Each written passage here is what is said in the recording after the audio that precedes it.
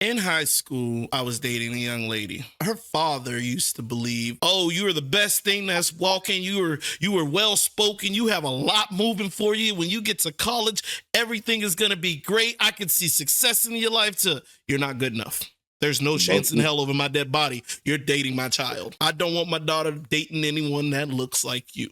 Hey, it's another beating moment. I tell you what, as much as everybody want to not talk about it, racism is still technically here. I don't know how people feel about it. You got people on the right saying it's not, we treat everybody equally, but you got everybody on the left. Like last episode, we woke, we here, we want to talk about it. I know last week we done went dumb stupid into some racial things. Ooh, It wasn't meant to ooh. be. It wasn't supposed to go that deep, but I thought I would make it more in a structural way so that we can talk deep and stay on topic. So if you didn't see last week's episode, make sure you check it out. But this week on Two Shades of Black, we talking about our experiences. My boy Jordan, he got his. Y'all already know I gave you a little clip it, but don't worry, there's more stories. But Of course they are with you. what you mean? Of course there are. I done lived a It's, life. I done lived a long I, life. we can tell. We can I, tell. I done been through some times. life. I've been lifing, and life done lifed me. Okay. Life you've been I lifing. I don't know Lifing. how else to say it, my boy. Life has been lifing, and life is doing it. Being from Florida, people think it, from the South and Florida, people get this misconception of Florida, and I'll get into it. But shoot, Florida's still the South. It may not be Miami, but even Miami got their racism. It just comes from other countries. So don't get it twisted. Don't get it twisted. All right. But how you doing today, Jordan? Man, I gotta be honest with you, X. I am exhausted. I am tired. But you know what? I wanted to make sure that I came on this show and make sure that we get a good show for this week for our guests, man, and our listeners. Because you know what? We doing it for Don't do them. We me doing no it for favors. ourselves. Don't do me no I'm definitely favors. doing you a This favor. man out here I'm losing definitely doing sleep you to a make sure favor. y'all watch us. Oh, Lord. Hey, when you're a jet setter like myself, it takes a lot Ooh, out on you. So, ooh. He you said know, a jet setter. hey. Ooh. But I'm You took good, the man. G. I'm Hey, excited, man. you took the jet out this week. I did, it had to get a little dust off of it, the Oh, PJ just had to get it off, just see what's going on. hey, listen, y'all. But The man can't afford a good man, drink, but he could afford the gasoline to go into his private jet. Oh Lord. hey, hey, you know what? It's priorities. You gotta be frugal in certain things. I've been talking to you about my car shopping and different things. So no, I just can't afford money on liquor. But Look, I can't what I hear, afford a Rolls Royce. I can't afford a you can, Hellcat. You you just a can, typical you black can, man. You you want a can, Hellcat you Rolls can, Royce. you can, and Do you they are a make typical black man with their liquor. So, this is why uh, there's two shades of black. look, that's why life has been life, and I need that alcohol to get me through my days. Hey, I like looking at people go through the line like you get in the back of the plane. You got a black man sitting here. I'm the first face you look at when you get on the plane, on the regular Oh, people plane, not the PJ oh, though. oh, When I not a PJ, regular people yeah playing. Gotcha, gotcha. Oh, yeah so yeah you yeah hitting the first regular class. yeah for the commoners. So I look at the commoners walk by. I tell you what, Rosa Parks would be proud of you. I'm super proud. Rosa like that a boy, Jordan, that a boy. That's what civil rights did for us. We can sit in the front of the plane now. I feel like I'm gonna go book a flight right now if you don't You mind know me what? asking. Flex on them. Flex on them. Either way. Mm, All right.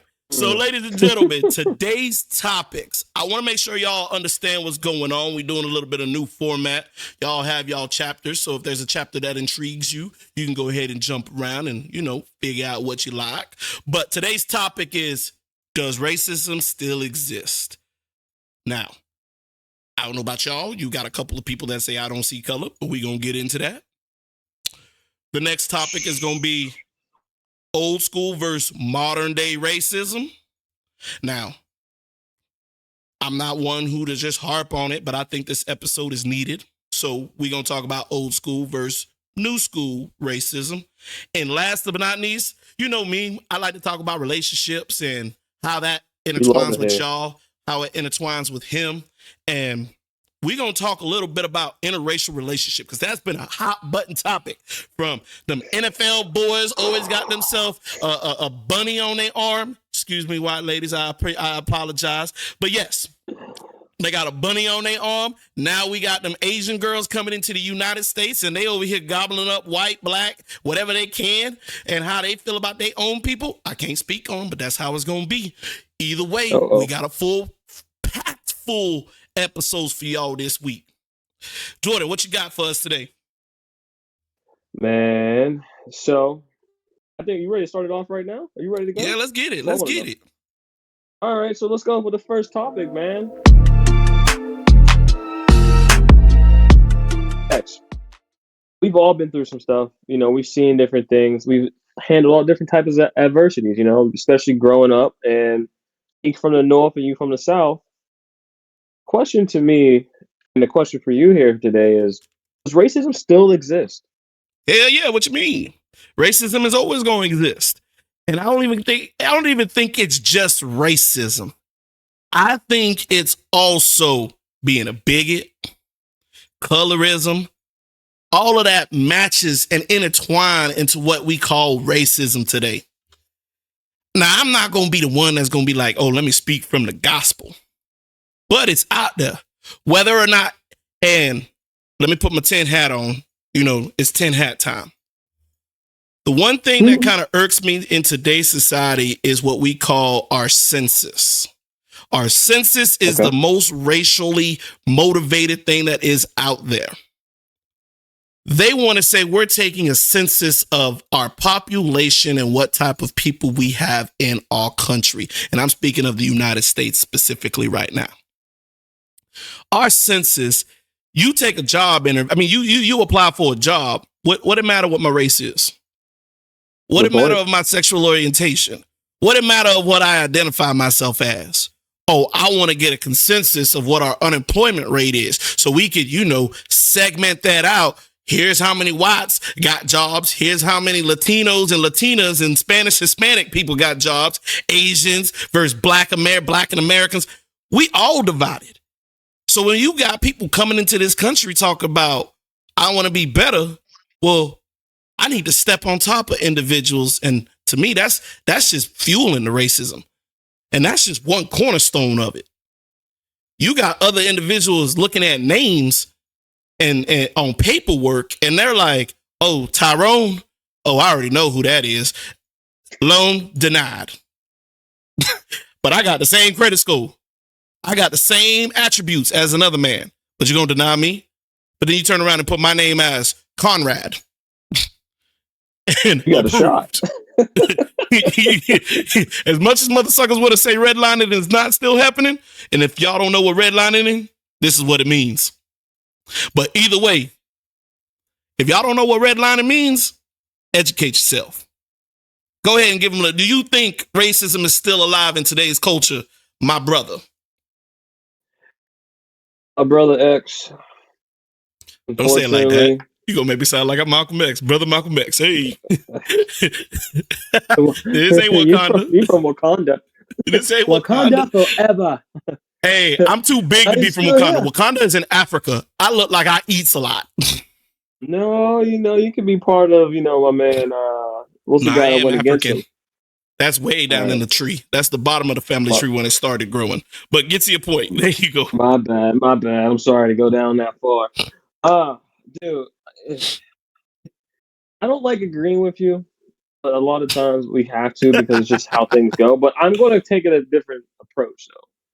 For me, I think it exists, but it's hidden, and it's in the sense of you're not really seeing it as much, except when we find these small little clips of people like pulling their phones out and then secretly recording or screenshotting somebody on a TikTok or Instagram or something, or they were like having a hidden story and they're talking something racist. You've seen these college girls dressing in blackface or making fun of some black girls or things of that nature. And anyone who does know me, what I do, they know that Like I work with certain, fans, and one of the fans I had dealt with would tell me that they would deny loans for their job for people of color because they felt like it wasn't right that this guy has a bigger what than me, and I have to deny him a loan because Wait, why the But two then he goes, ties? what? Why does my size of my unit matter on my, my loan application? Hold on. Because Am I applying for surgery? Is this a reduction? hey, Hold on. this is just for a business loan. So when one of these fans are interacting with me, that was one of the things they talked about. They said I deny black guys because I feel like they can do my girlfriend better than I can, or my fiance. Here's the thing. Here's you know what? He wasn't even white. Yeah, So what was he? Hispanic. Well, damn. That was his girlfriend. But the thing is, he did it because he said he had power. That and that goes right there is why I say that it does exist in the Ah. hidden element. Now, granted, I don't know much about finances like that. So, but I will say is I don't think it's really something that, yeah, if you have the power to deny somebody a loan because of the color of their skin, that's scary. That's scary. Now we all know about gentrification. We all know about things that happened in the past. But the reality is this: that people are doing these things, these ways of life, and really messing us up as Black people because they say, you know what? I don't like the color of their skin. They're not getting a loan. They're not getting a house. They're not getting a car. Things that we all need in a day to day life. And it's kind of like, how can we keep them down? Well, the best way to keep someone down is not approving them for a loan, running their credit. Why am I getting denied? But why can't I get my car that I want? Why can't I get the house that I want? Why can't I live in Because the they neighborhood I expect us to have our own money. And you know what? I'm going to say one quick thing, and it is not probably going to be the top of your mind, but want? Uh-oh, here we go. there were some benefits, and this might be an unpopular topic. There were some benefits to not being segregated. Oh, wait, I might have said that wrong. I There mean, to were being benefits segregated? to segregation. My fault. There were some benefits to being segregated. Here's why I say that. Just like you just mentioned about bank loans, about car loans, about everything else. When you Yeah. kept Black money in its own community, we ain't had to go begging nobody else for some money. When we Well, you were know what on happened? our own businesses, do you understand Black Wall Street? Yeah, We what was making happened? we was making more, if not as much money as other folks within What our happened? nation. Educate people. What What happened? happened was, we looked at it as Jim Crow, that we need to bring everybody together. So when we looked at it as the civil rights movement, don't get me wrong, the civil rights movement had its good and it had its bad. And this is my opinion. When we looked at the civil rights decided that they wanted to go ahead and, all right, we're going to go ahead and integrate all these students into this and merge everybody together. That was good and dandy on the education level because, yes, our education level on those parts were not the same. But when it came to integrating grocery store, integrating neighborhoods, which was still not really it, but there were a lot of parts in it where there were folks of non-melanin that wanted neighborhoods, that wanted property that were on people that looked like me's side. So therefore, they turned around and wanted to do that. Oh, you can buy land on our side and we can buy land on your side.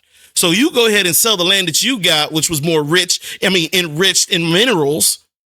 And we'll let you buy on our side. But it was never that way. They took from us and didn't return in fact. And that's where redlining came in. When we wanted to be in the cities and we wanted to grow up and be in, suburbia, and we wanted to be in the town, we wanted to be knock, knock, next door neighbor, here's your apple pie. They was like, no, loan denied. But when And they came then, when they came and knocking on our neighborhood, talking about we want to buy your property, and they charging 3-4x what they were supposed to, what you think happened? Us as folks like that, we're like, okay, we'll take the money, but we weren't thinking about what that was going to do to the infrastructure of our community. But I don't want to get too off topic, but I do have a story time. Clip for the story time. Story time. As far as does racism still exist? It was not 2 weeks ago. I'm walking and I had just left Publix. I'm in my little shopping center. I feel like most people will give people the benefit of the doubt in 2024 that you not who you is. You see a big black man, I'm not small by everybody means. If you see me in person, I try to work out. I try to slim down, but I'm still big in stature. Shut up. I'm still big in stature and whatnot. I got my locks. People get the assumption that, oh, he may be bad. So I'm walking down this little, community, just left Publix. I got my bags in hand. I got my, little do they know I got quinoa in my bag. I got organic chicken. I eat healthy.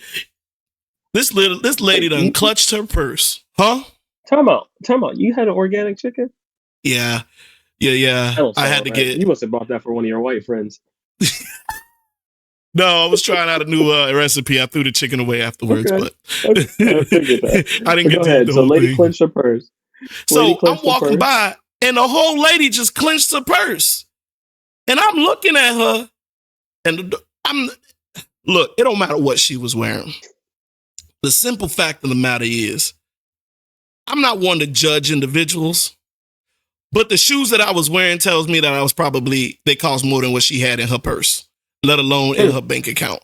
And that's just me being judgmental because I was hurt. Yeah, she was judgmental.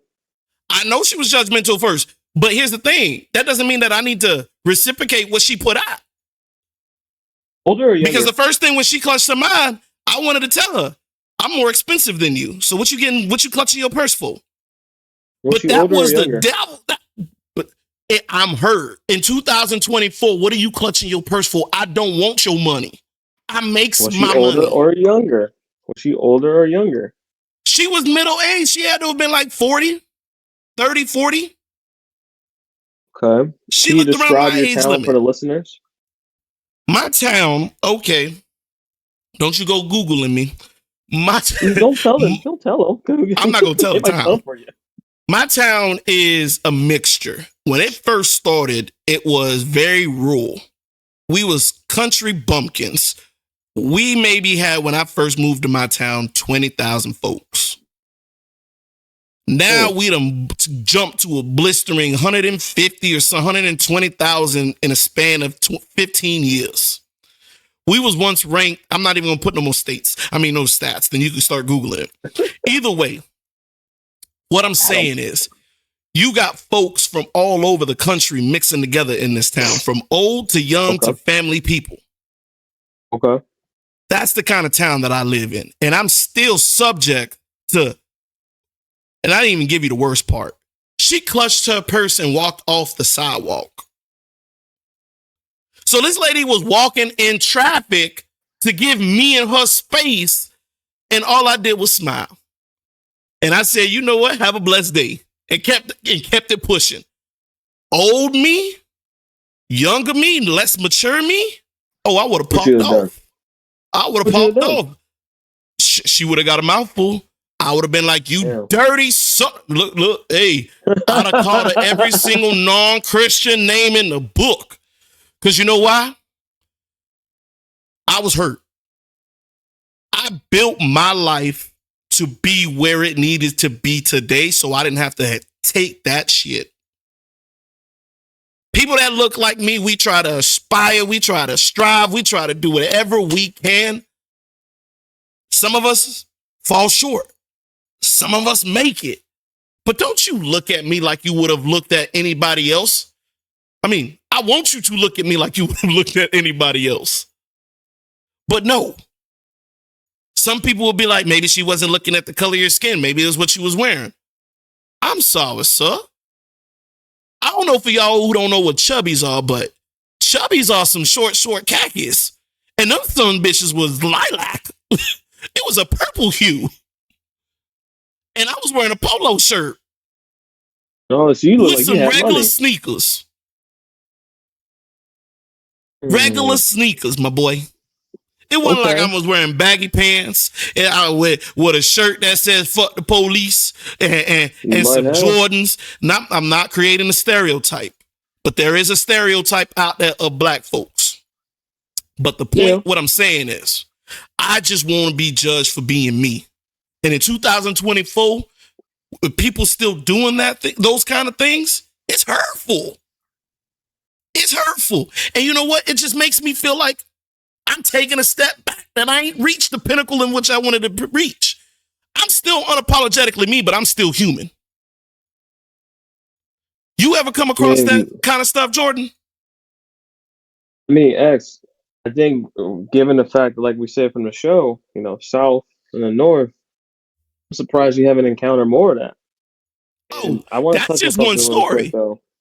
I I don't even believe want it. to go to I how I was raised. We may get into it later.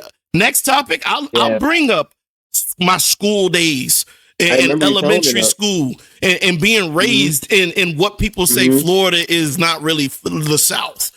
I'll explain the next topic. No, y'all definitely different down there.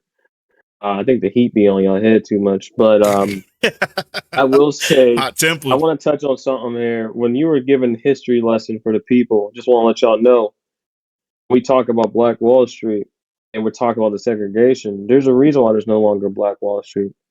When you have success, and people are not part of it, especially people don't see us equally, they try to tear it down. There's a reason why the banks in Oklahoma are no longer around. There's a reason why it doesn't exist. So anyone that wants to do their research on it, figure out what the bombings in Oklahoma were and things of that nature, you'll start to educate yourself on why a lot of times it's kind of unfortunate that black people always had an opportunity to be something, but the Oh, other side kind Calusa. of tried to tear it down. Yeah. So, um, my story, man, it goes back when I was a freshman in high school. And I'm not going to put too much out there because if I did, like y'all can really track me down. But up north, I went to a school. There's a foreign exchange student. He was a German kid, and he was cool. And he was cool as hell. No problems, man. Like cool dude. I can't remember his name now, but That we just were at mean it wasn't a important. assembly.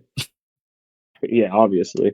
That's like a million years ago because I'm old as dirt. But so the kid like comes up to me and never came out of his mouth before he goes, "What's up, my nigga?" And I grip Oh, him up. damn. I'm like, yo, what did you just say Oh, to me? dang. He's like, what's up? And I was like, you don't say that. He's like, I'm sorry, Jordan, I'm sorry. I'm like, what's your problem? He's like, the guys told me to say it. Guys told me to do it. So, the guys, this school's predominantly white that I was attending for 2 years. And most of these kids' parents had prestige. Their parents were either local dealership, like car dealerships, or a local weatherman, weatherwoman, anything of that, sportscaster. These people had prestige in the area. And I sat there. I'm like, here I am, from humble upbringing, barely able to pay for tuition at the school. Dang. I got this kid saying this to me, and he didn't know any better. Granted, it looks worse But do because he's you from even give him a Germany, as you pass know. for not knowing no better, though? Come on I now. do because he's not even from this country. It don't matter. It does matter. As a fresh, here's the thing: there's a lot of things that people don't know. Again, even in America, there are people that are not of our color can't even name like all the inventors that we as black people have created to help this country flourish. The things that we have done for this country, a lot of people don't even know that exist. A lot of great black African American people we don't even know exist because the history books don't teach you these things. We didn't in my school. We didn't have Black History Month. They didn't teach that for 2 years. Like they literally skipped over it. They said, "Oh, here's MLK. Have a nice day." That was it. That was it. You had to learn your own history. You had to learn these own things. Like, well, I don't know. Juneteenth just became a national holiday. It wasn't something that was known to a lot of people. Well, So they my got to give point us a is, little piece of crumb to make us happy. yeah, but look how long it took that. It took that, like, that's not taught in the history books, X.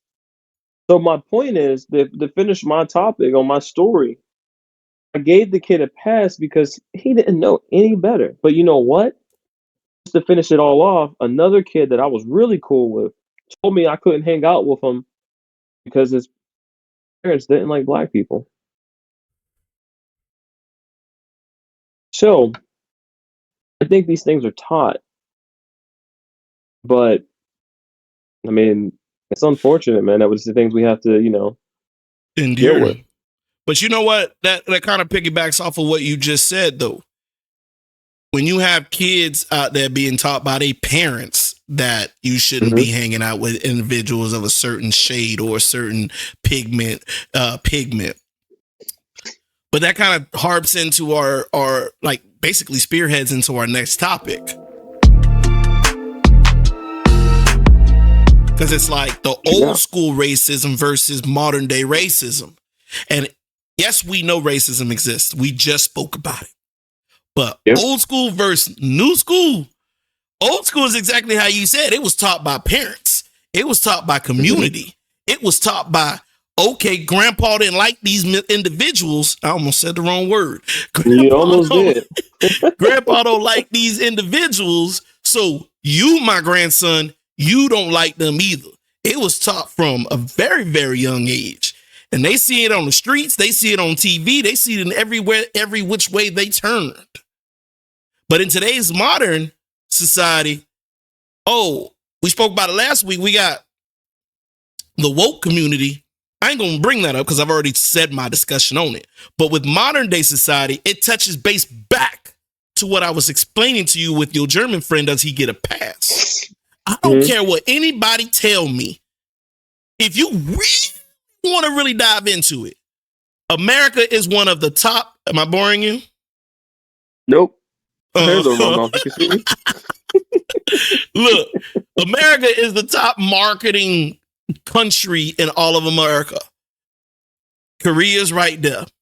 But when you have Yeah. individuals from other countries coming to America and they know about racism, they experience racism in their own town. Because if you think about it, before I jump in deeper to this, the Chinese come over here right after the whole COVID-19. They felt racism at its full force. Mexicans, they feel racism at a full force. You ain't got to be from America to know that there's racism that exists. So for you to give that German man a pass, I call bullshit. He ain't no German man. He's a German child. Wait, how old were you? That would be a freshman in high school, so I'm like 13. You done seen TV? You done seen TV? I don't care who you are. Then where he learned the name from?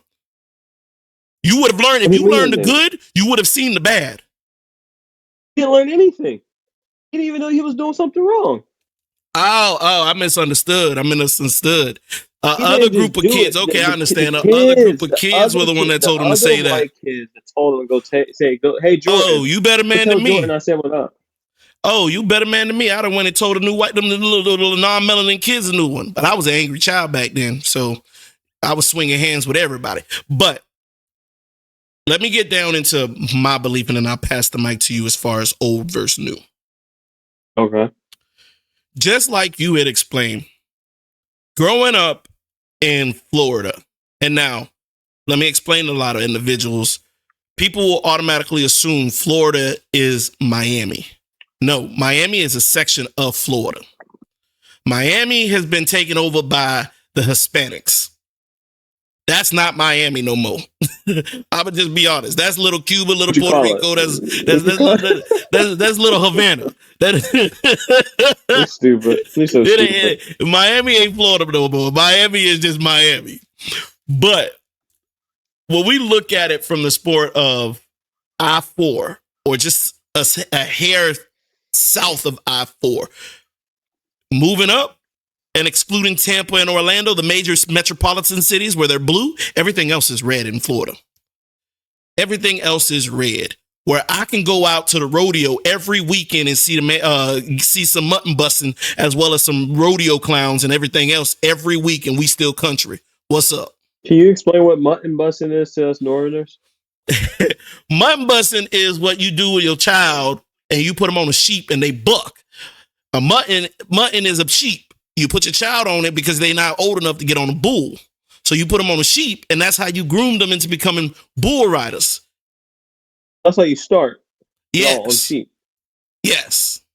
I thought sheep were used for like clothes. They are, but they also buck like a cow. Huh. Yeah, we don't know that. Mutton is also another word for lamb chops. You know, actually doesn't sound too bad right now. Either way, what I'm saying is this. As a child, growing up, I've had my struggles with old racism. I was raised in an era, and I'm not that old. I was a child in the 1990s, early 2000s.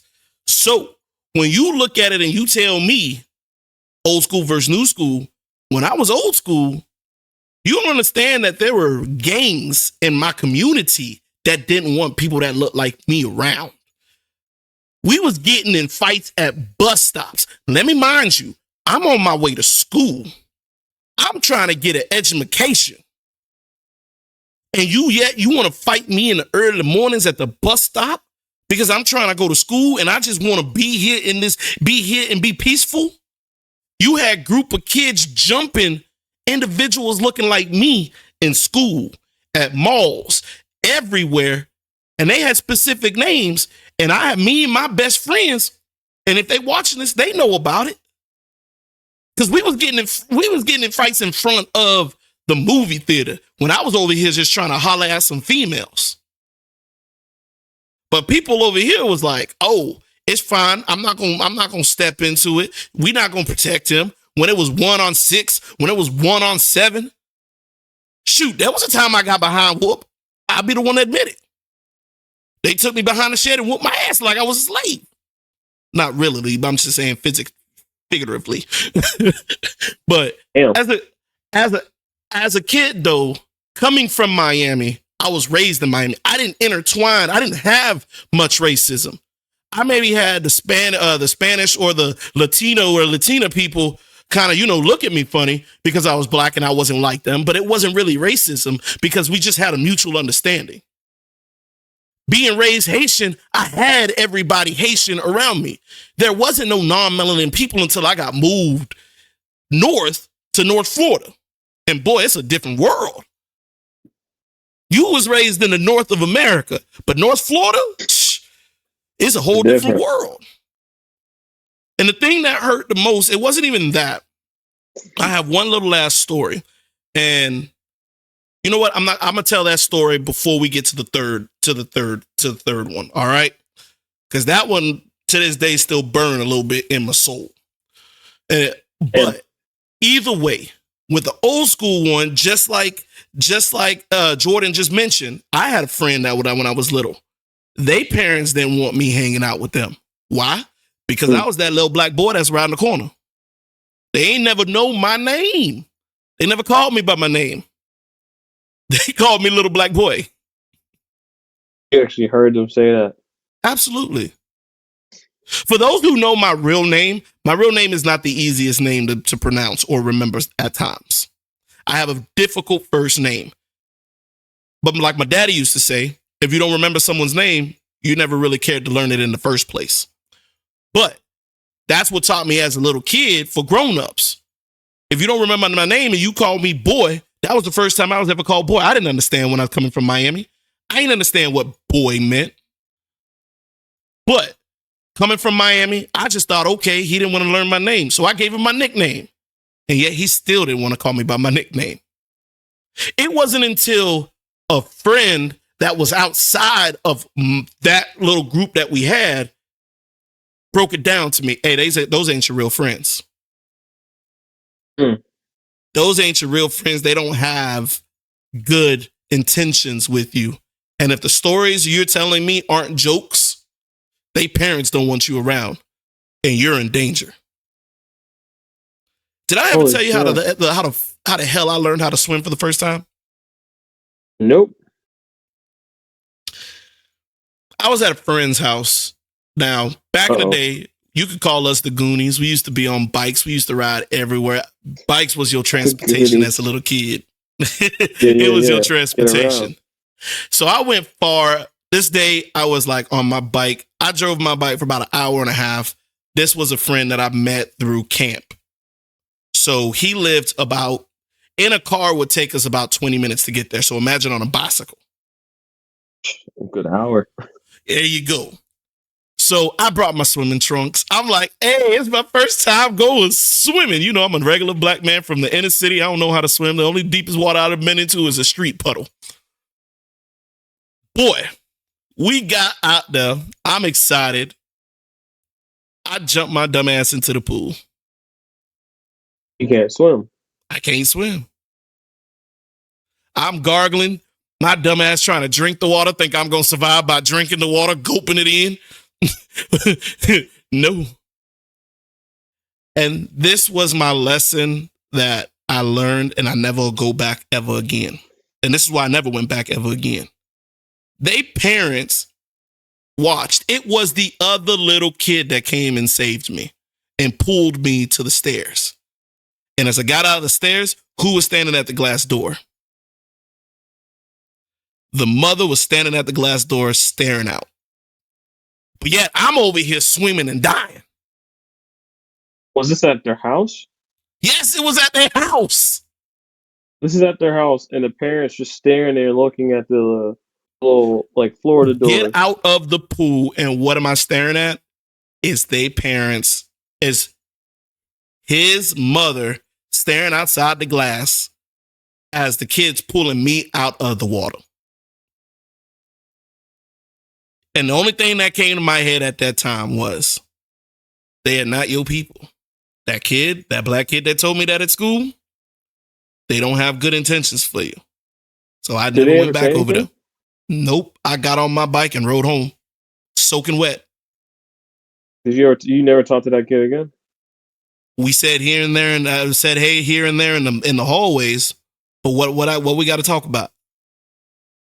It's not. And here's the thing: as a little kid, I don't know.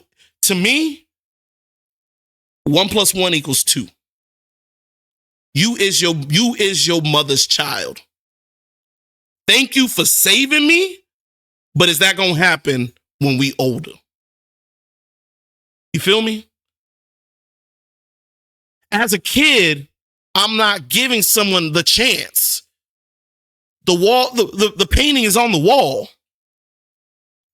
So why am I gonna go put myself back in that situation where next time I may not come back? Yeah. And plus, I had friends that was a lot closer that I was cool with.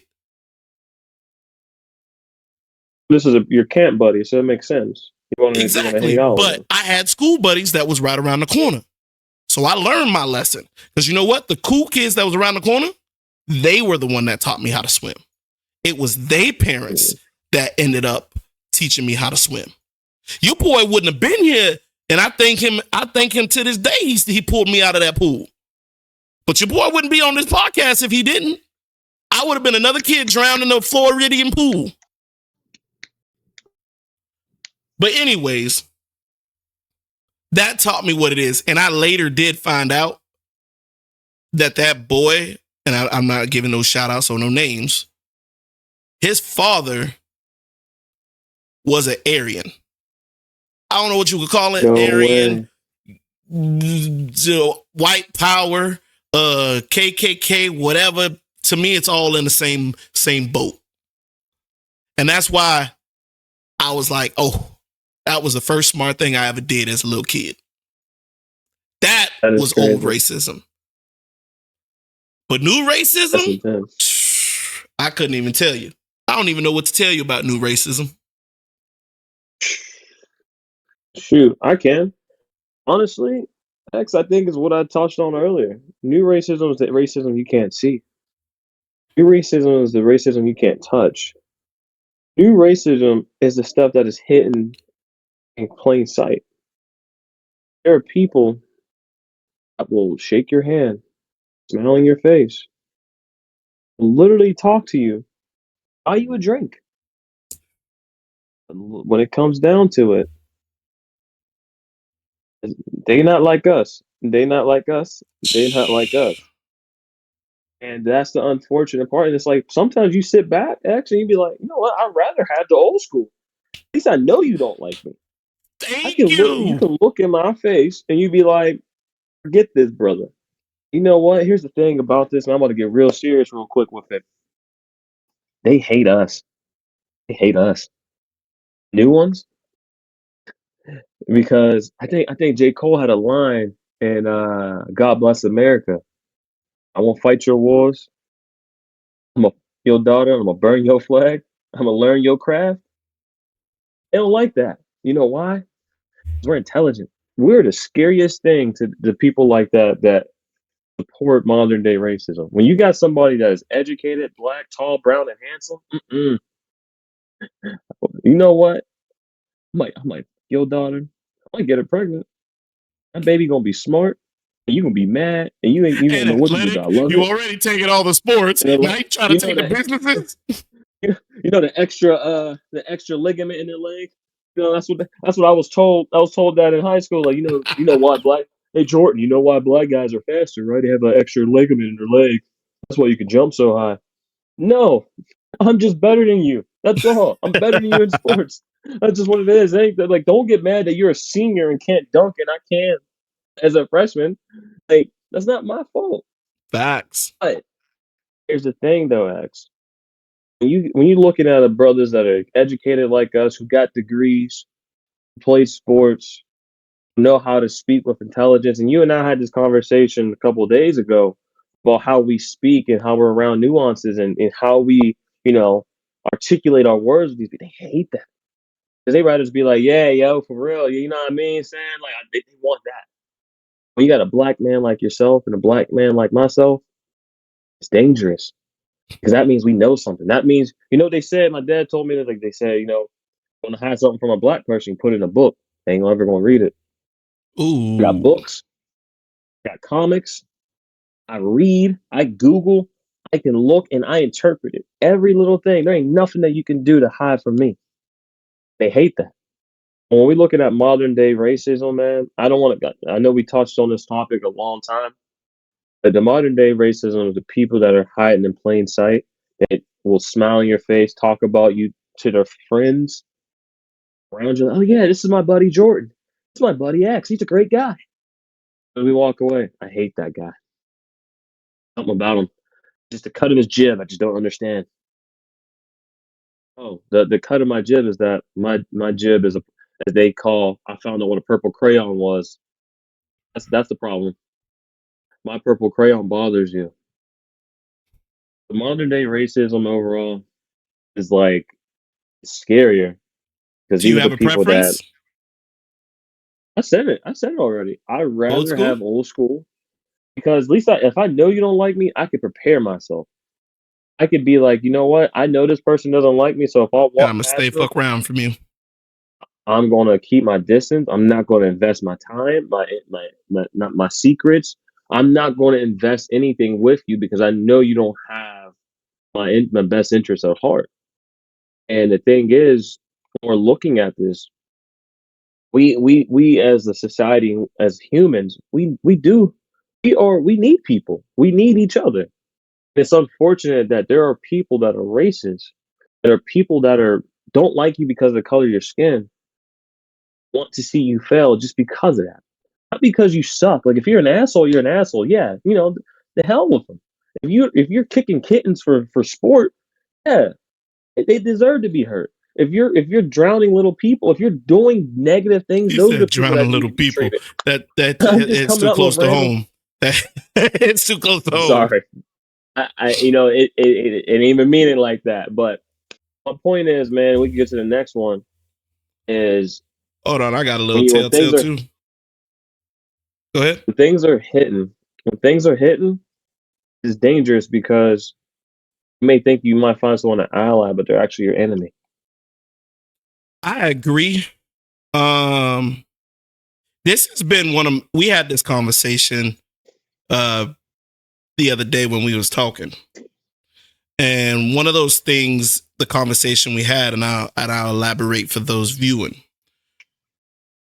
Do educated Black folks or people that has melanin, are we aspiring to be the people that hold the seats that we want?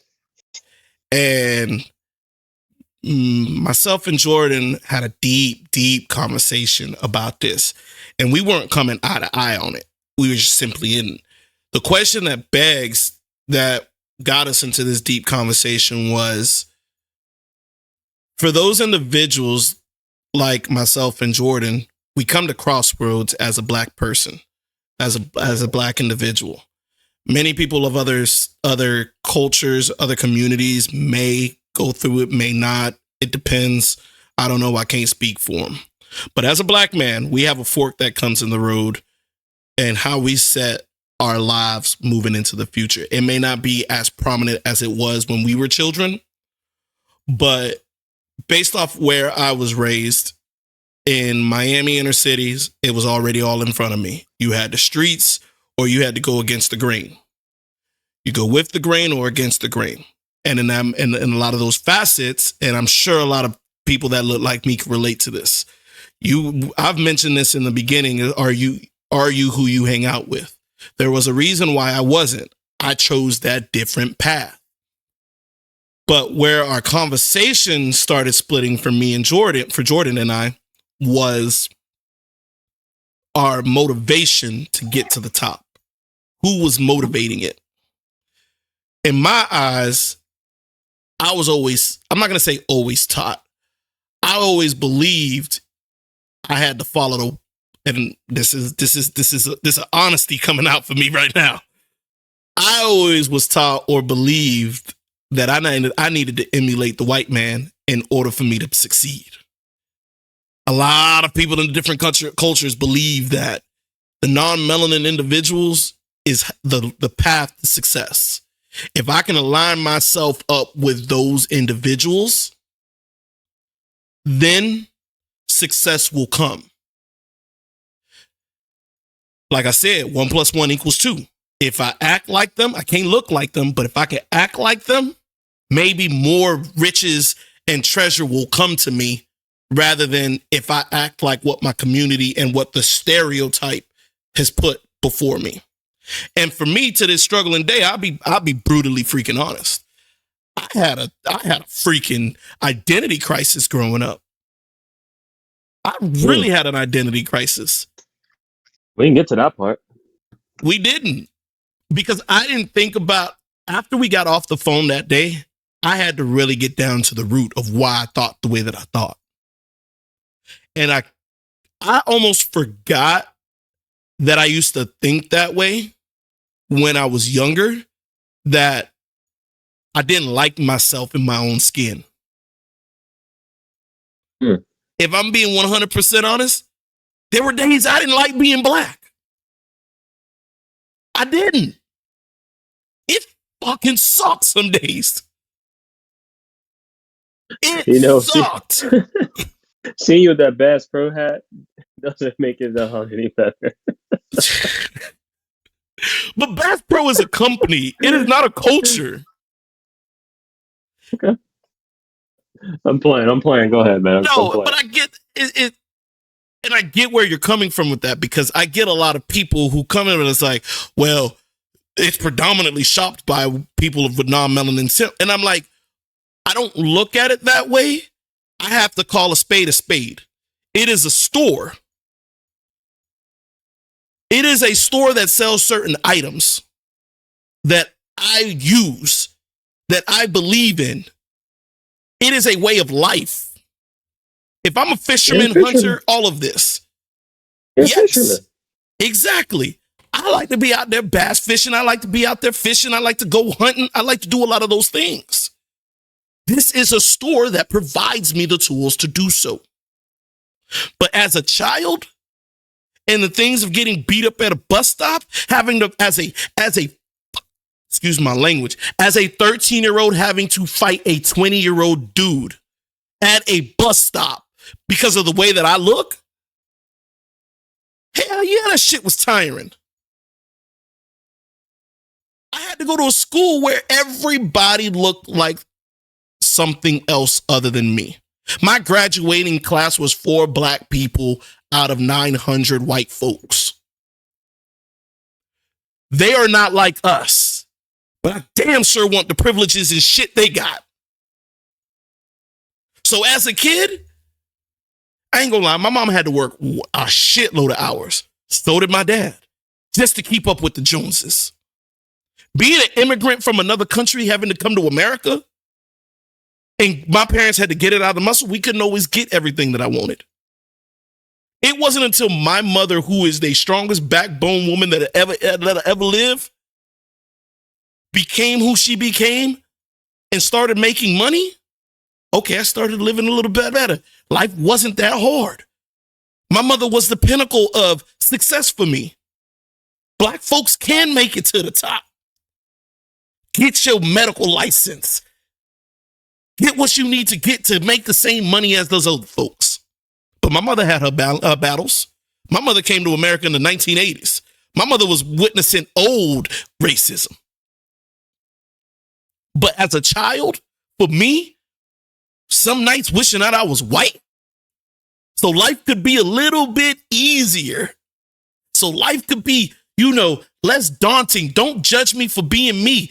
Let me hang out with these people, pretend that I'm these people. And you know what that fucked up? Is me growing up. And what me and Jordan was talking about is putting on your white man voice. Getting on the phone and portraying something else so that you can slide by and be accepted. And as a 30-plus-year-old man to this day, I still got a white man voice. He calls it something different. But for me, I've always said, I had to play the game.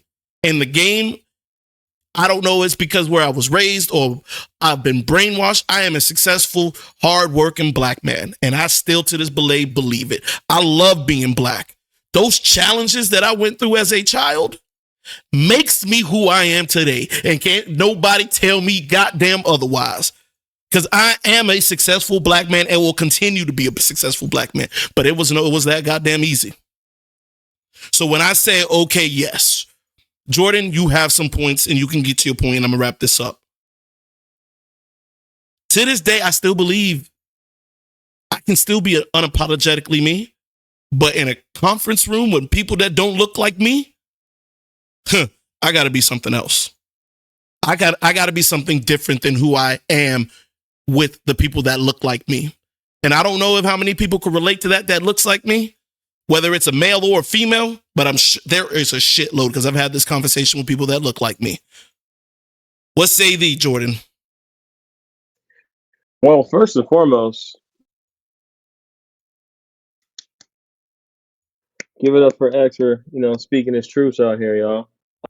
Definitely salute him being honest. I think that shows a lot of courage because a lot of brothers out there would be like, no, I didn't do that. I didn't have to do that. Like, I didn't think that way.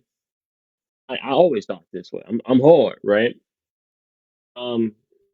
This definitely is not the topic that we were discussing, but I'm glad that I'm was always the off first topic. What'd you expect? I'm always off topic.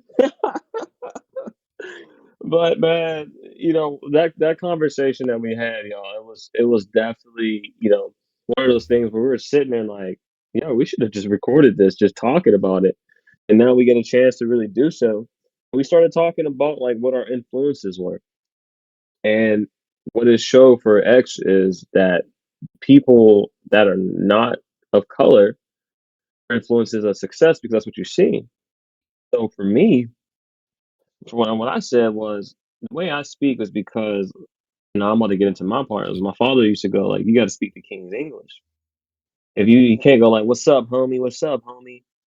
I would get in trouble if I was talking like my cousins. I would get in trouble if I was like, doing certain things. Now, granted, when you're in the hood and you grow up, the dope boys inspire you. They had all the dope ass clothes. They had the dope ass jewelry. They had all the The fine bitties. cars, the donks, I all of that. still I still remember seeing all of that stuff, and I was just like, you'll see these girls, and now I look at like these guys are pedophiles, but like I see these Oh, girls I'm getting dead. picked up in Cadillacs. I'm like, bro, like she's in my grade. How is this 22-year-old, 30, like 25-year-old pulling up to with a 60-year-old? Like, bro, like why? Like, what am I supposed to do? So you look at it, and anyone ever seen the movie ATL, you be looking at Big Boy like, hey, bro, like put me on. But when you're seeing these influences, there's different people that show different things. You want to become them. But most of the people around me that I was influenced by were black. The successful people were black. Like my some of my people went to college. Now, granted, I'm not gonna sit here and say all my family members were like dope. A lot of them sold dope, but then a good bit of them had their like it's like they went this way and that way. And the way I had to learn how to articulate myself when I spoke was because I would get in trouble as a kid. And granted, when you get back around your homies, you could speak a certain way. But what we talked about was you put on your white man voice. We talked about the movie. I can't remember what it is again, but Pardon the sorry to interrupt or something like but that. yeah, sorry to interrupt or something like that. What Sorry to Lakeith bother you. Stansfield. There we go. Thank you. Sorry to bother you. We look at that. It's just the fact that whenever I went to college, my first year, they'd be like, "Yo, Big J, yeah, what's up, bro?" Like, and different parts of like of the state would come there. And then some of the cats from Philly would be like, "Yo, why you talk like that?"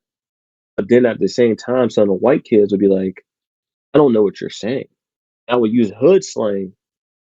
It meant nothing.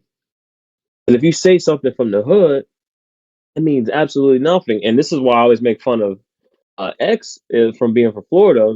Like, oh, y'all, you a jit over there. That means nothing to anyone outside of Florida. We're gonna look at you like, why don't you just say child? Why don't you just say kid? But into a Floridian, I get that. When you're speaking to somebody from a different place, there's no point of using words. You could teach somebody some things because, like, from Philly, like you stay drawing. I got them Jones over there. But from some, or like, when people call you son from New York, you know what I mean? Those things are only in those areas. But the thing is, you and I are kind of in the same wavelength. You're a little further cultured and versed than me because you travel more of the world. A lot of stuff that we learned in this place, you got to throw it away because I want to be universal. I want to be global. Me saying things and speaking a certain way, I know that it's brought into a whole spectrum. Just a little bit that we speak in America goes as far as the people from the UK, from Europe, to an extent, because they still speak some type of the king's language. But what we were dealing with this conversation was black people will say, "You talk white." And then I said to X, I was like, "It's not that we don't. It's not that we talk white. We're just speaking the language that we were given. We But were to even when you speak in speak it to the the white language people, they're like, "Well, you're well spoken. You articulate your words." because the black people that grew up where we grew up, in the sense where I'm from, they're not used to that because they see somebody, they look at you, you go back to what you say, your senses. When you go back to your senses, you speak like that. You speak like us. No, we all speak the same thing. You're just not used to somebody like myself speaking the same way you are. Now you're over here confused and you're kind of scared because you can't get nothing over on me. So to get to that point, I think our influences is the reason why this show is so great and when it's two shades of black because of what you experienced growing up in this identity crisis compared to mine. Mine was, why are you not a dope boy? Why are you not hanging out with us on the stoop? Yo, you think you better than us? I still get that. No, I'm not better than. I don't think I'm better than y'all. I just think I'm making a better decision, and that's the difference. I never thought like, unfortunately, like you had. I never thought I don't want to be black today. I loved it.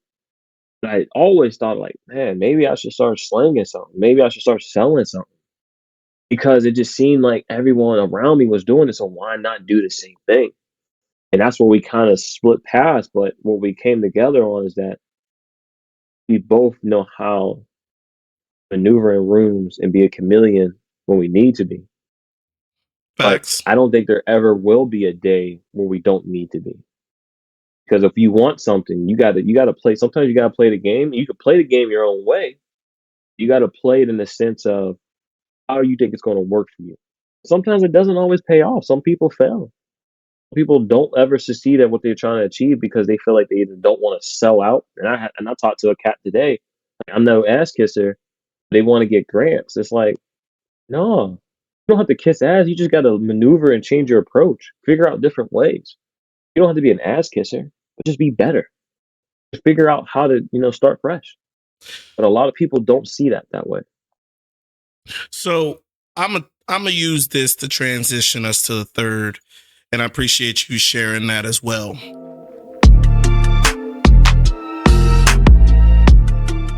In high school, I was dating a young lady. Mm-hmm. Before I was dating her, her father used to believe, "Oh, you're well spoken. You was one of those high cheerleaders." For you I remember this. who's played sports, you know parents out of the woodwork when it comes to sports. They gonna cheer for you, cheer for you, cheer for you. And I'm sitting here, he buying me stuff that I needed for sports, all of this stuff. What happened? But boy, I made the decision that I was like, okay, well, if you like me that much, okay, your daughter kind of cute. Let me go ahead and talk to her a little bit. Me and her hit it off. Okay. And boy, when I tell you that whole flip change where, oh, you were the best thing that's walking. You were well spoken. You have a lot moving for you. When you get to college, everything is going to be great. I can see success in your life. To you're not good enough. There's no chance in hell over my dead body. You're dating my child. And I'm sitting here like, hold on, pump the brakes. What happened? Yeah, I thought we were partners. I thought we was good. You thought of me. I thought you thought of me as like a son. Like, hold on, what's going on? You're not good enough for my daughter, boy. You are not good enough for my daughter. I don't want my daughter dating anyone that looks like you. That, my friend, was one of my first real interracial relationships. Sheesh. And interracial relationships is our next topic. And boy, I appreciate y'all. If y'all are with us this long, make sure y'all hit that subscribe button and that thumbs up. Because boy, please, we about to get into it.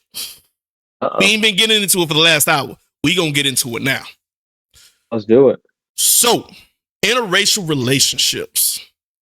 As a black man, has been one of the cornerstones since niggerdom. Since the movie with Wesley Snipes of Jungle Fever came out. He got jungle fever, and she got jungle fever, and we're in love. Oh, God.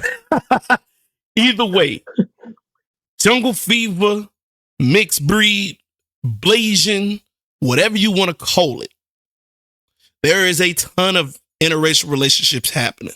But I'm going to talk about it from the point of view of a black man. This black man. Okay, and black boy, man. As I was growing up, I reminded you from the beginning of this episode, I was raised in a town that was predominantly, and I say that with emphasis, predominantly non-melanin individuals. And because it was non-melanin individuals, my pick of women was very, very small. It was white or it was white. My best friend at the time was the only black woman that was around me. Now, the school down the street, they had a bunch of beautiful black Nubian queens. Don't get it twisted. Now, growing up, I was always been called a sellout. I've been hit from every side, whether it was a non-melanin side or it was my own people. And I'd admit, sellout. We critique ourselves the hardest when it comes to everything as black folks. And I'm just going to say that. That's my belief. Growing up, I didn't have the opportunity, as always, to date women of my color because there was just not that many. And when you grow up, and I think it's nurture versus nature in this case, the nurturing part of it was people that didn't look like me. So, of course, I had to adapt and learn how to date those. Because when I was a little kid living in Miami, oh, better believe I had a girl named Elaine, and boy, was she my everything. Me and her in third grade was holding hands through the hallway. Uh-oh. You couldn't pull me Hello. apart from Elaine, and she was Puerto Rican. Hey, mommy. Hey, buddy. But now growing up, I was dating girls named Rebecca. I was dating girls named Ashley. Now, don't get me wrong, there's Ashley's on both sides at all, but you get what I'm saying.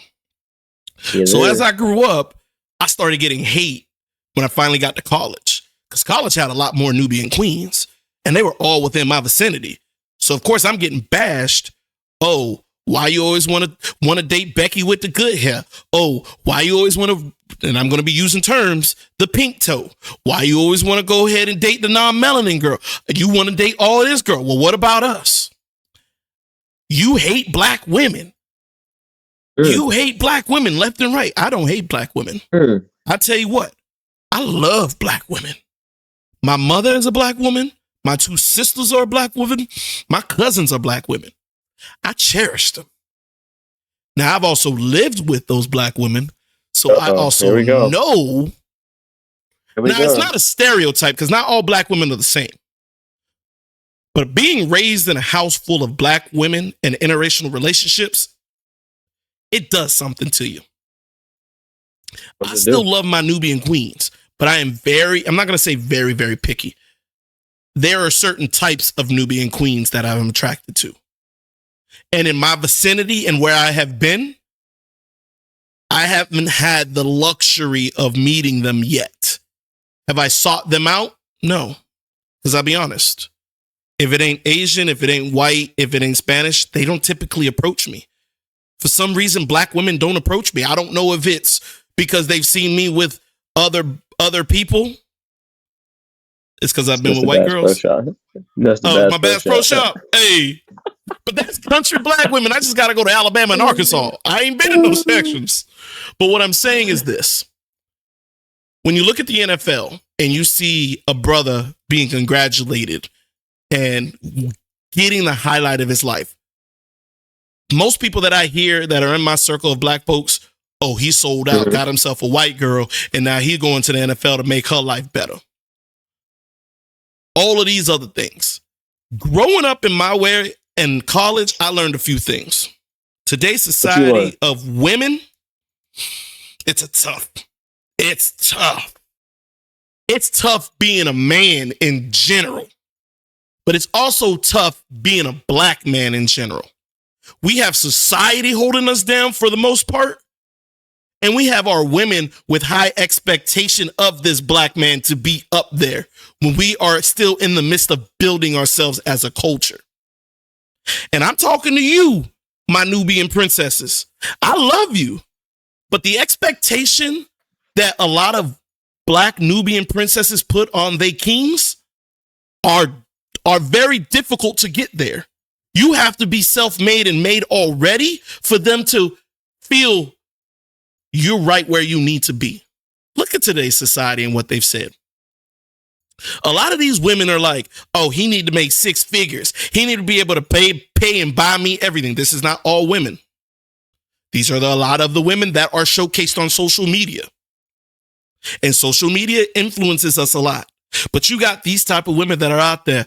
Oh, he better be having a bag. I don't want to work. He's going to need to be spending me money. I want to just basically have him spend everything on me. First date, he better be paying me. Ain't no Cheesecake Factory. Ain't no Melting Pot or Olive Garden. We better be going somewhere expensive on the first date. But when I got Becky with the good hair talking about I'm fine with McDonald's, I just want you to love me. Doesn't that sound a bit easier? And I'm not making an excuse for it that Becky's come with their own problems. Becky's I don't agree with you. And here we go. The good stuff. And I'm gonna finish it up in just a second. Go ahead, Go Jordan. ahead. Go ahead. No, go Yeah, go ahead. ahead. Finish. Finish. No, you disagree. Talk. All right. All right. All right. So here's my thing. You literally gave out a stereotype or some type of condition from women online that you've seen that may be women of color, right? And that's like all women though. That's not just black women. It's not really fair to like kind of point the finger at them like that. Like I know some white females that do the same thing. I'm not getting out of bed for more than $1,000. They're I'm not in not my gonna go circle. like I mean, neither are the women that you just said either. I beg to differ. So so here's the thing, like we're talking about interracial relationships though, right? As somebody who is in an interracial relationship, it's never been for me. Like I think it all, and I agree with certain parts of what you're saying. And I'll start with what I do agree with, so I can tell about what I disagree with. Number one, I do agree that it is hard as hell being a black man because they always date. It's like, well, you're not good enough to date this woman, but you're not good enough for me over here. Then it's like, why you want to go over there? You didn't want me over here. Now you want me over here. And the thing is, I will say that when you are a black male athlete in or a black male in college in general, prestige is there. And the thing is, it's like the best one may the best woman win because I can't speak for the guys that are follically challenged, but you and I got some hair on our head. We kind of we ain't short. We got some intelligence in here, and that's kind of scary. So pick of the litter is more of a chance for us. Now the thing is, I think what is the misconception is that we pick predominantly white. I didn't like hook up with my first white chick till I was like literally a senior in high school, like, going into college. And the thing is, they're just this is going to sound wrong. They're just easier to hit off. It was, but then there were some that Why were is actually a that? challenge. I think it's more so for me, in my opinion. I think with the white girls, they just knew what they wanted. They just knew they did. Like, and I also do think that a lot more white women this now I can disagree. I do think a lot more white women think that the best way to get a guy they want is to sleep with them. And they think if well if I fuck him and he may like me, may want to stay with me. And compared to women where I'm from is more so you gotta earn this or you gotta now granted there's sleeve there's some see, there's some easy girls in all races. It doesn't matter. Every girl will Absolutely. get any girl can give it up. So no, you can't call a white girl a hoe or a black girl a hoe just because they want to hook up with somebody. I think there's levels to hoism. But Oh, when is it? we're when we're talking about like interracial things, it's like we as athletes in college, just prestige. And I'm about to date myself real quick, and this is gonna suck. But I remember on my MySpace page, a cheerleader from the school I was going to. I put on my thing. I'm going to this college to play ball. Girl was a sophomore, junior. Messaging me like, "Oh, you're coming to our school? I can't wait to show you around." Bro, I don't even know if I'm going to even make the team. And you already putting this like you already on in my Hey, DMs. You know over what the I mean? I'm like, DMs. let's go. She knew what she wanted. Then I had another girl hit me up.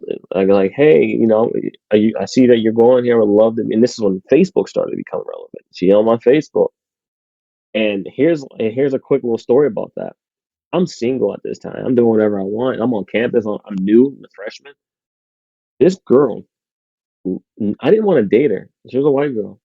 Like my second white girl I ever hit off. I didn't want to date her. She just had a fat ass, and she basically was like trying to make me jealous by hooking up with the neighbors next door. And these are two Philly guys, and they're like, "Yo, she's like you." I'm like, I don't care. And now that she went and hooked up with them, you are You definitely off the definitely not going list. to be. Yeah, like why would I want you? Like you hooked up with some You for regular the ass homies. black. You hooked up with some regular ass black dudes that don't play no sports, don't do nothing on campus. They just here. What would I like? I got practice in the morning. I'm not dealing with you. Like, but I'm not putting no shade to those guys because they were cool. Like I don't have no issues with them. But it's like to me, it was kind of like levels, right? Like why would I entertain what somebody would try to make me jealous by hooking up with the next door person? And I thought, and that's what I started thinking. Is like this is like all white girls do this. Then it's like I saw there's a volleyball white girl that I was talking to. She was a virgin. Everybody was trying to hit that. No one did until she got married. So it's like, but I do know I've seen more of these white girls try to utilize sex as a way to get a man compared to a black girl where it's like, look at me, I'm the trophy in a sense. And I think sometimes black men and when it comes to interracial stuff, I think they just like whatever is easier, whatever makes sense. But it's like, Wow. here's the thing though, as a dude that will have dated different races, I think for me, it's never like I love black women. Obviously, I didn't. You can't like you cannot like your black women as a person unless something happened with the black women in your family that they did some shady stuff. You should appreciate that. If you love you, and I think what women should notice if a man loves their mom and treats their mom a certain way, you need to see how they're going to treat women. But granted, we all moved to the side because I mean my cousins were hoes and I mean those dudes are some dogs. And it's like I learned the game from them cats. I'm like, I know I seen my cousin walk down the street and he said this girl's gonna cross at point X, Y, and Z. I said, what? He just knew how to get them. But that's a subject for another day on how to be a player.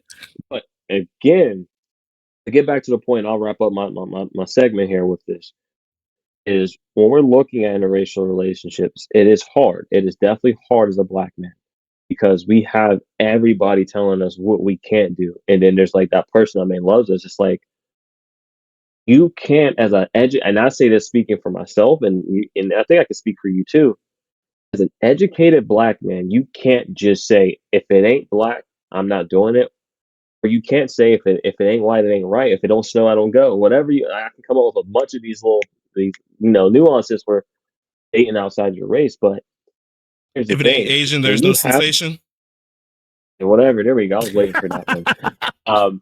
But the thing is, we have a pick of a litter, and so many people hate it. Black women hate it because they think we're kind of like race trading. White men hate it because we're still in their beautiful white ivory princesses. Asian people hate it because it is like so. It's like you're mad because everybody fucks with us. Everybody loves us, but everyone hates us. But now it's like when you're sitting here like that, and you have the pick of the litter, because if you're an educated black man, or just a black man that has some type of little sprinkle of handsome, little sprinkle of mouth talk, we can pick whatever we choose, and no matter who we choose, somebody's gonna be mad. You know what? I'm gonna finish it here. As a black man, if we date a black woman, she's too dark. Oh, you don't like light skinned girls? Is she too light? Oh, you like them tragic. You like them Colorism light is a skinned huge girls. thing. Now, colorism. So it doesn't even matter if in our own race. Now that's where we start getting into a whole different topic. White people, when we start dating white girls, oh, you only like white girls? Why? Is it because you got good credit? What is it? Like why? Right? So it doesn't matter. Or Asian, like you just wanna, I can go into every stereotype. Or you like I have friends that are black have different types of women in their lives. Like I have a friend that's black that is dating a woman of and I don't want to be I'm gonna try to be politically correct here, but Ain't no she politically is of correct. Just say it the way you mean to well, say I'm it. Say trying it with your I chest. don't know how to say it because I'm not trying to be insensitive. Let's put it like that. Then say She it is with your dating a chest. woman that is maybe Indian, maybe. Like but is that considered Asian? I'm sorry. Like this is my ignorance speaking. Indian is from India. Native America is Well, from America. obviously, this person is um she's Indian, okay? They have Indian babies, and he's black. I've never seen him even date a white girl. But the thing is, we were around white girls in the school we were in for a little bit. My point is, we can pick and choose, and it's because they had the same religious beliefs, what they believed in. And it's the first time I've ever seen a black male with an Indian woman, an Indian family, and that it mixed family like that. But I think that overall, and I'll wrap it up with that. The fact that we have so many choices as black men, it also hinders us our relationship with other people because no matter what we pick, we're still wrong. But To there's us, we're right also because we have so many options. but there's also a lot of things that we can go and say as far as black men are fetishized by a lot of Absolutely, different cultures. 110%, And so 100%. here's a couple of things that I want to harp on real quick. And Sure. when it boils down to it, I've looked at many different podcasts. I've looked at them in many different researches because this was one of the things that I really wanted to understand. And this is why I brought this particular topic to the segment. Mm. As I've watched different episodes and different podcasts and different things about this particular topic, one thing that I've learned, and it's not the generalization of our black princesses. It's not. You are right in saying that all women, not all women, sorry, don't generalize. There are masses of women of different cultures that have certain standards in which they're willing to date in. Now, one thing that goes into our next episode. It does. One thing that I am going to say, and what I have realized through my lenses and my eyes, when it comes to our Nubian princesses, a lot of them, and I'm not going to say all, because there are builders when it comes to our black women that are willing to sit with us as men and build an empire. But there is a large mass of them that are looking for the empire to already have been built and come in. What I'm saying in this instance is women of other cultures, and again, this is based off my study. This is your experience. This is me. This is your experience. Yes. Okay. What I've come to realize is with the non-melanin women, they are 100%, not all of them, a large amount of them are willing to help build during that process as well. And I'm only going based off of what I've researched so far. It could be completely skewed to the audience of which me is watching. But based off that, if we're looking at NFL players, if we're looking at substantial individuals, when they meet their individual, it's typically, if not high school, but early days of college. I don't know if their motivation was, let me stay with him for the potential chance that he becomes a success story later. You have some black women or Nubian queens that do that. Look at LeBron James, like we mentioned last episode. Look at LeBron James and his wife. There's a lot of big athletes out there who are dating Nubian princesses, but they've been high school sweethearts from the beginning. From the beginning. And that's what I'm harping on. If we look at a lot of, for example, the relationships that are built before these people, before these men or women get their $100 million, they were with them in the beginning of college. They were with them from high school. It was before they built a name. So I'm saying maybe it's something that like that we need to look into, because most people know I have preferences when it comes to a certain type of women I date. I usually have a flavor of the year or a flavor of the month, depending how it is. I'm a single man, so I'm allowed to date where I want to date. But the point of the matter is this. People harp on, oh, you have a favoritism for potential Asian girls, or you have a favoritism for Hispanic girls like Colombian or South American girls. There are a lot of reasons why I picked that, and I've put myself, and I've said passport bros, because a lot of these women are coming from more traditional side of things rather than in today's type of women. It's all depending on your preference of what you're looking for. There are some races or some ethnicities that holistically don't fit your standards. But then you have some other cultures or other ethnicities, okay, they fit what I'm looking for in a woman long term. And that's where I'll rest with that.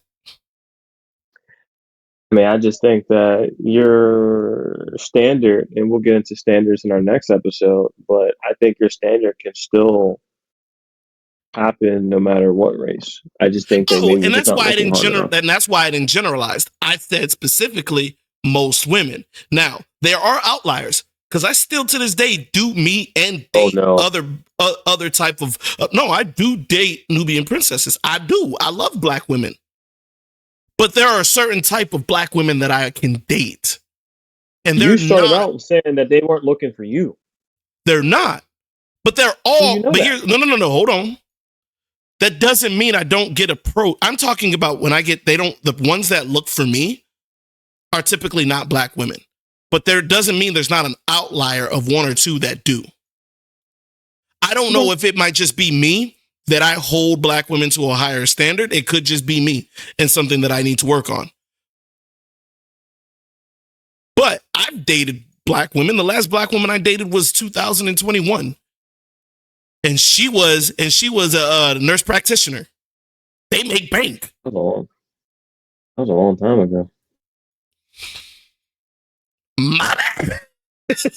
But this was in LA. This was in LA where I have an influx of different types of women.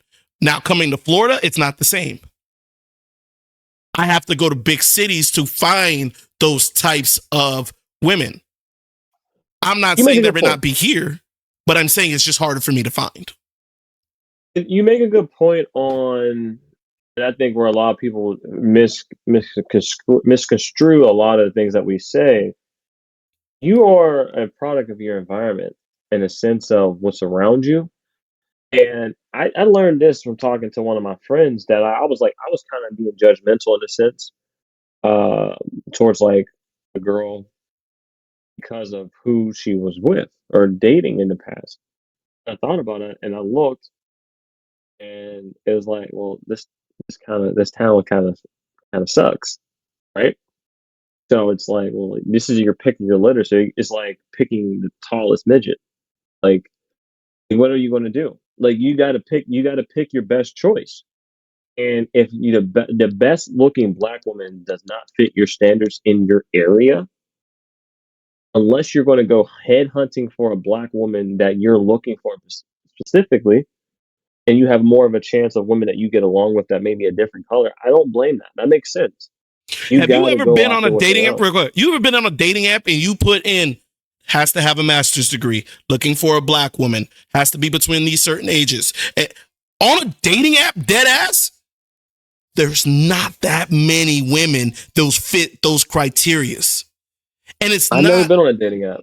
Oh, well, you must be lucky. I hunt in every which way. I hunt in the water. I hunt on apps. I hunt everywhere. Look. You see hunt in the water? Yes. I'm on the boat doing it all. Funny. But what I'm saying is, like you were just explaining, in my area, do you understand how many women fit those criteria? There's a preference for a reason. This is what I'm looking for. But then if I look at another ethnicity or another race, there may be more options. And it's not purposely, it's just what I'm technically looking for at that time. All right. I want to wrap it up, but I got a question for you. My question to you is this. If there's two women, they both check the board on all the things that you're looking for. One's black, one's Asian. Depends on the personality. But if they're the same, I would prefer to have a black woman. And here's why. So you would prefer that? Okay. I would prefer to have a black woman, and here's why. My children. If I decide to have my children, we both have been through what we've been through. So we have a mutual understanding. Dating an Asian woman is not to the fault of their own, but they just they won't fully understand being a black person in America. But can you teach them? You can teach someone, but they can never fully understand it. There are just some things where you have it as a reflex because you've been through circumstances rather than, hey, honey, this is what we're going to have a conversation with our son when he gets a driver's license and he's going to be interacting with a black cop. They may not fully understand why I'm teaching them because they've never had to witness it. Okay. And that brings us back to the racism part. Even with interracial relationship, that as a black man, that is some things that your partner being from another ethnicity won't be able to understand as being a black person in America. And that is just part of the deal that you're getting when you're dating with someone that's not black or that's not your ethnicity. Asians deal with it all the time. That's why Asians, you see more Asian people together because they understand their culture. But now we get into America and you start seeing them span out. You see it with Indian people. Have you ever seen India? How many Indians do you typically see outside of their race? It's not very common. I made the point earlier. My Exactly. friend. It's not very common. A lot of them stick to their own. And it's Most not people because do, they're so. racist, it's because of preference. And it goes back to the full circle on why, as black men, we get more trials because we are the ones, more than not, that are more like yourself, or the willing to just jump over the pond. Passport, bro. I don't know, babe. But this has You know been what? too. Come out. Oh, what? Oh, Come out. my bad. Come out. Go ahead. Wait. I think this is a topic that we should like put a bookmark in and have a couple different women come on and speak on it sometime. I think we might. We might need to bring in I some think we should guests. have some guests on this and have them speak on their experiences and stuff like that. I think that'd be kind of dope. Interracial relationships.